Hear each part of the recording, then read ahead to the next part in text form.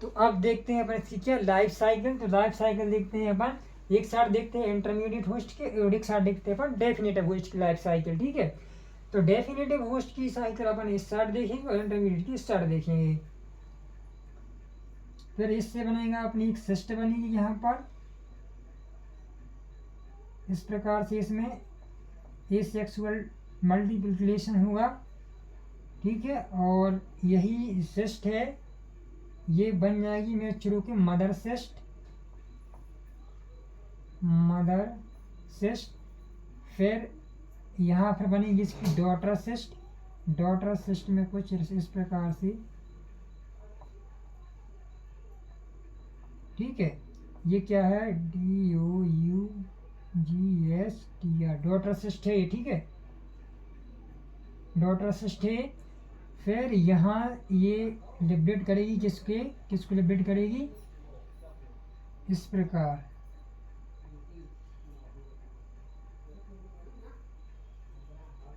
ठीक है, ये क्या है, ये सरकेरिया,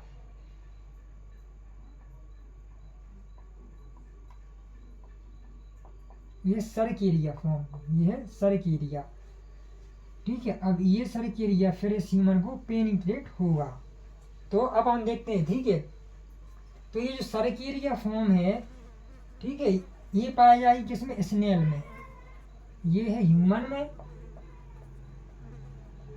ह्यूमन, और इस साइड स्नेल, स्नेल में। ठीक है, तो जब भी ये सरकेरिया वाला लार्वा है ये पाया जाएगा वाटर में। ठीक है, ये स्वार्मिंग करेगा वाटर में, या वाटर वाली जो एरिया है जहाँ पर ये वाटर रहेगा वहाँ पर ये सरकेरिया लार्वा रहेगा। तो जैसे ही इस सरकेरिया लार्वा के कांटेक्ट में ह्यूमन आएगा तो ये क्या करेगा, ये पेनिट्रेट कर जाएगा ह्यूमन बॉडी में। तो जब ये ह्यूमन बॉडी में पेनिट्रेट करेगा तो इसकी जो टेल लाइक स्ट्रक्चर है ये क्या है, डी अटैच हो जाती है, इसकी बॉडी से डी अटैच हो जाती है। केवल ये वाला जो पोर्शन है यही पेनिट्रेट होता है। जब ये पेनिट्रेट होगा तो ये ह्यूमन बॉडी में जाएगा तो इसे कहते हैं क्या, सिस्टोसोमुलम। क्या बोलते हैं उसे, सिस्टोसोमुलम। मान के चलो ये बॉडी है, ये इससे पेनिट्रेट हुआ ये वाला पोर्शन, ये टेल नहीं हुई, टेल नहीं हुई, केवल ये वाला पोर्शन ही पेनिट्रेट हुआ, ये वाला। तो ये जो पोर्शन है इसे बोलते हैं क्या, सिस्टोसोमुलम, सिस्टोसोमुलम। ठीक है, ये क्या सिस्टोसोमुलम है। तो ये जाएगा ब्लड वेसल्स में, इस के थ्रू होगा पेनिट्रेट। फिर जाएगा ब्लड वेसल्स में, ब्लड वेसल्स में जा करके ये जाएगा किसमें, सिस्टेमिक सर्कुलेशन में। जब ये सर्कुलेशन में जाएगा, ब्लड वेसल्स में जाएगा तो ये सर्कुलेशन में चला जाएगा। जब ये ब्लड सर्कुलेशन में जाएगा तो ये चला जाएगा हार्ट में, हार्ट में जाएगा, लीवर में जाएगा। ठीक है, और लंग्स में जाएगा। ठीक है, सर्कुलेशन के थ्रू। तो ये जो सिस्टोसोमुलम है ये हार्ट में जाएगा, लीवर में जाएगा और लंग्स में जाएगा। यहाँ जाकर के ये मैच्योर हो जाता है, एडल्ट फॉर्म में मैच्योर हो जाता है।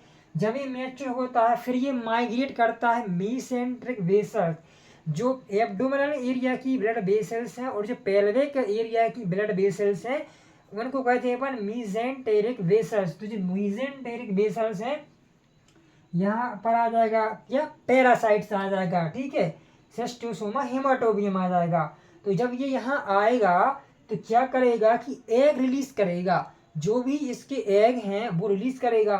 तो ये क्या है, ब्लड वेसल्स में है, जो कि तो ब्लड वेसल्स में है।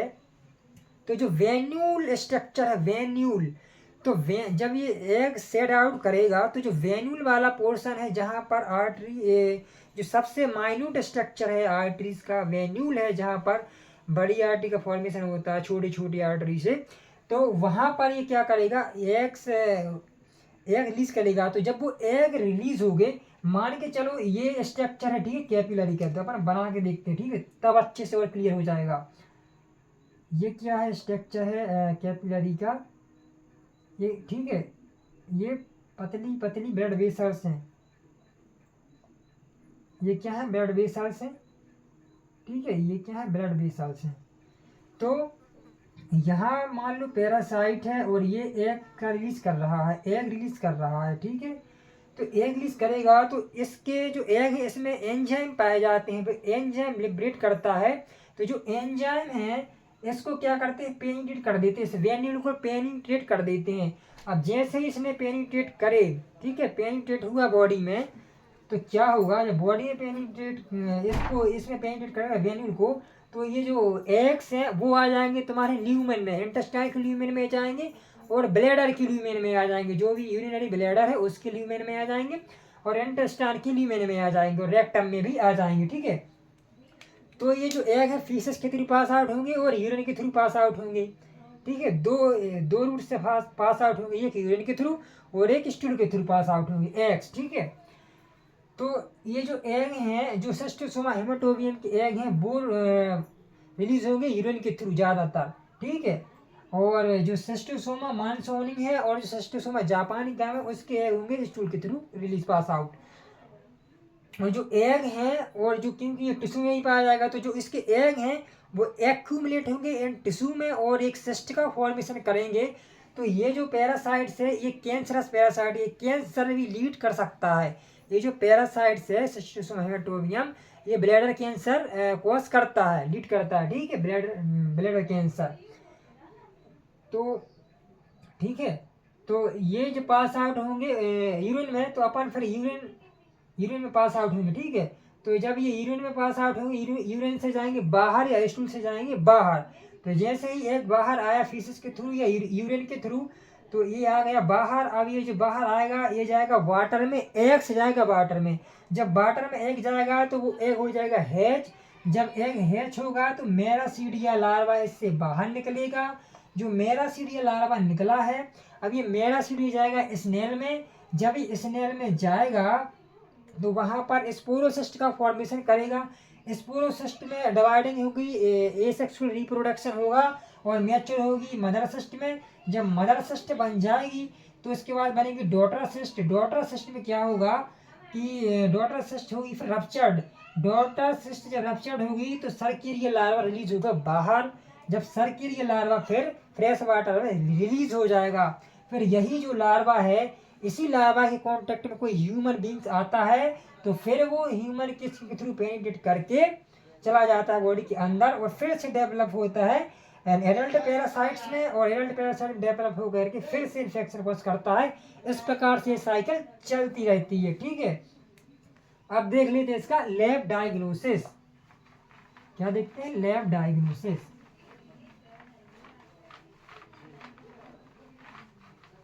लैब डायग्नोसिस, ठीक है।